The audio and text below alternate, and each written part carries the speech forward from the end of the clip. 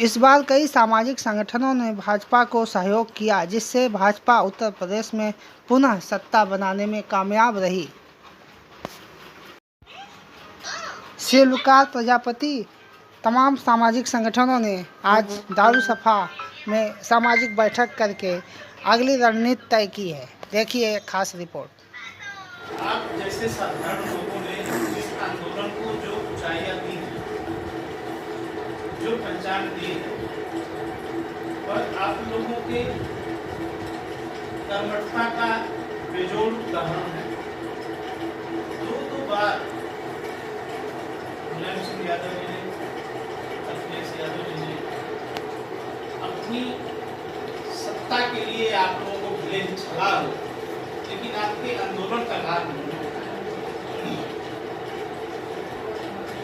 आपको भोला समझ करके उन्होंने आपके आंदोलन का भरपूर लाभ लिया, लेकिन आपने भी अच्छी बुद्धिमानी का परिचय इस बार दिया कि जिसने आपके साथ छल किया आपने उनको सबक सिखाया। पहले 12 में आपने उनको सत्ता से उखाड़ा और आपने बाकायदे उनके विरुद्ध राजपाल सिंह प्रजापति, किस संस्था से? प्रजापति महासभा के राष्ट्रीय अध्यक्ष बुलंदशहर।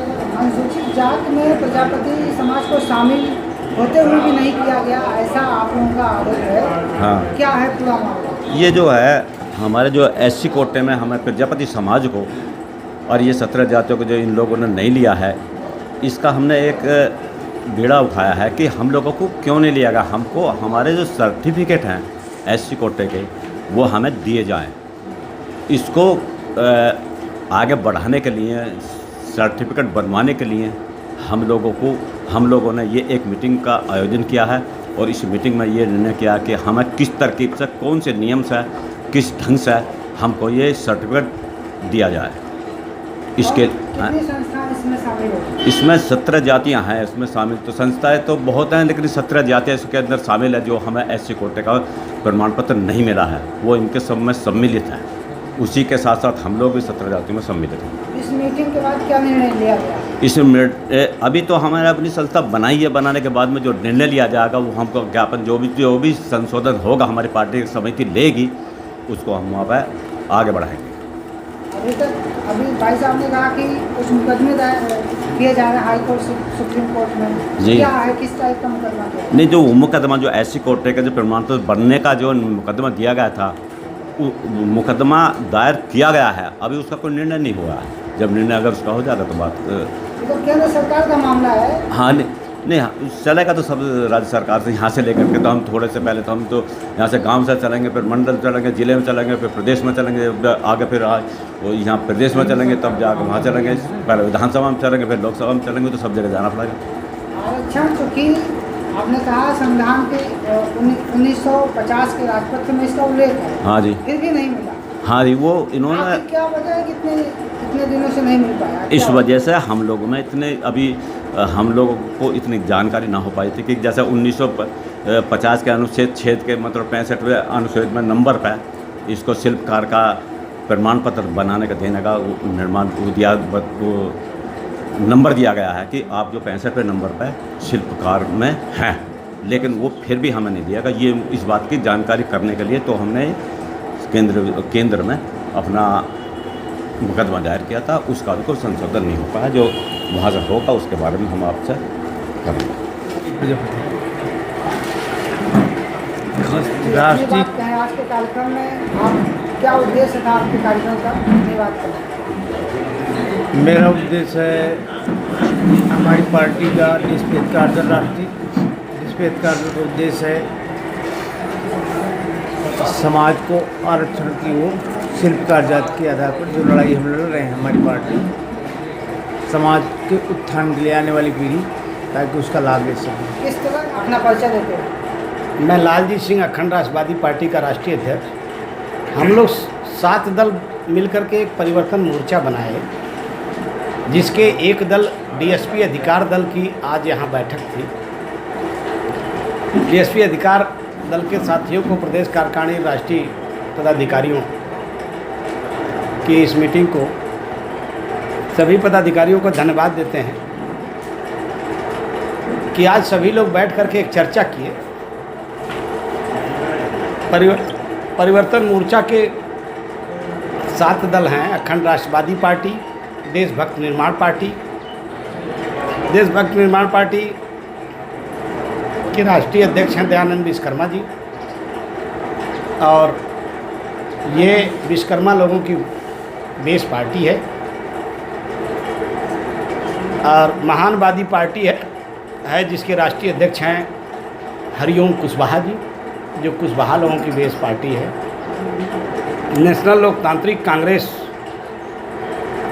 बनाए हैं पन्नेलाल चौहान जी, जो हमारे चौहान नुनिया लोगों की बेस पार्टी है। प्रगतिशील जनता अधिकार पार्टी बनाए हैं जिसके राष्ट्रीय अध्यक्ष हैं शशिकांत यादव जी। राष्ट्रीय समतावादी पार्टी बनाए हैं जिसके राष्ट्रीय अध्यक्ष रामलाल राजभर जी हैं, जिसका बेस राजभर समाज है। एक दलित शोषित वेलफेयर सोसाइटी है जिसके राष्ट्रीय अध्यक्ष यहाँ बैठे हुए हैं नीरज प्रजापति जी। ये सभी 7 संगठन हम लोग मिलकर के भाजपा को समर्थन किए थे, और यह समर्थन भाजपा को 2024 लोकसभा तक हम लोग अभी निरंतर जारी रखेंगे, जिसके लिए 7 जिलों में 7 संगठन अपनी जोरदार तैयारी करके भाजपा को समर्थन इस बार 2024 के लोकसभा चुनाव में देगा। उसी की तैयारी के सिलसिले में आज हम लोगों की मीटिंग थी, संगठन का क्या उद्देश्य है आगे? संगठन का उद्देश्य असली ये है कि संगठन को तैयार किया जाए, और अभी भाजपा के समर्थन किए हैं हम लोग, अभी भाजपा को समर्थन लगातार जारी रखा जाए 2024 तक, लोकसभा चुनाव तक हम लोगों का समर्थन जारी रहेगा। आगे के निर्णय के लिए फिर भाजपा से वार्ता की जाएगी। इस संबंध में आप क्या कहना चाहेंगे अपने परिचय के साथ? मैं दलित शोषित वेलफेयर सोसाइटी का कार्यकारी राष्ट्रीय अध्यक्ष, मेरा नाम नीरज प्रजापति है। हमने 7 दलों ने मिलकर भारतीय जनता पार्टी को 2022 में विधानसभा चुनाव में समर्थन दिया था, और हमने जो समर्थन दिया उसी का ये नतीजा है कि उत्तर प्रदेश में ऐतिहासिक जीत भारतीय जनता पार्टी की हुई है। और आज जो बैठक में निर्णय लिया गया है कि 2024 के लोकसभा के चुनाव तक हम 7 के 7 दल मिलकर भारतीय जनता पार्टी को अपना समर्थन बरकरार रखेंगे।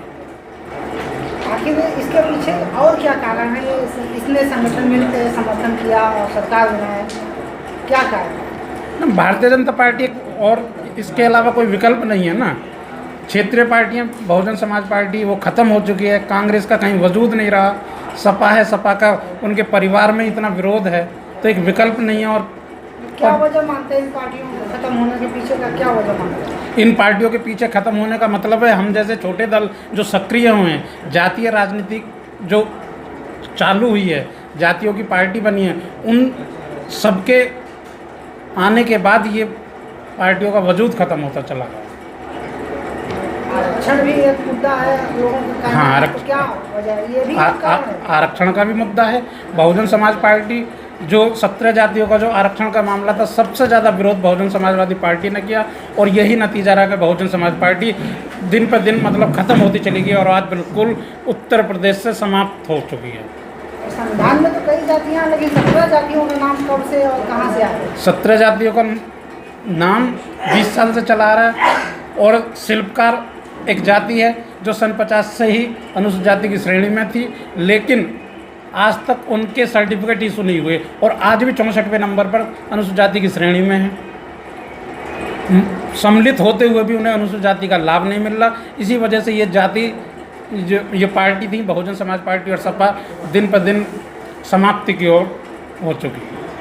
यानी अब भाजपा के साथ पूरे संगठन 2024 तक पूरी तरीके से 7 के 7 दल रहेंगे, और 2024 में फिर हिंदुस्तान में भारतीय जनता पार्टी की सरकार बनाएंगे। और आपका हक अधिकार मिलकर रहेगा? हाँ, हमारा हक अधिकार मिलकर रहेगा इसी के समर्थन में, क्योंकि भारतीय जनता पार्टी को जो समर्थन दिया है हमने इसी बेस पे दिया है कि जो हमारा मेन जो मूल मांग है शिल्पकार जाति की, जो हम अनुसूचित जाति में होते हुए भी और हमें आज तक उसके सर्टिफिकेट इशू नहीं हुए। इन बातों पर हमारी सहमति हुई थी और इसी वजह से हमने भारतीय जनता पार्टी को समर्थन दिया और ये समर्थन बरकरार 2024 तक रहेगा और 2024 से पहले शिल्पकार के इस आदेश को हम भारतीय जनता पार्टी से करा देंगे।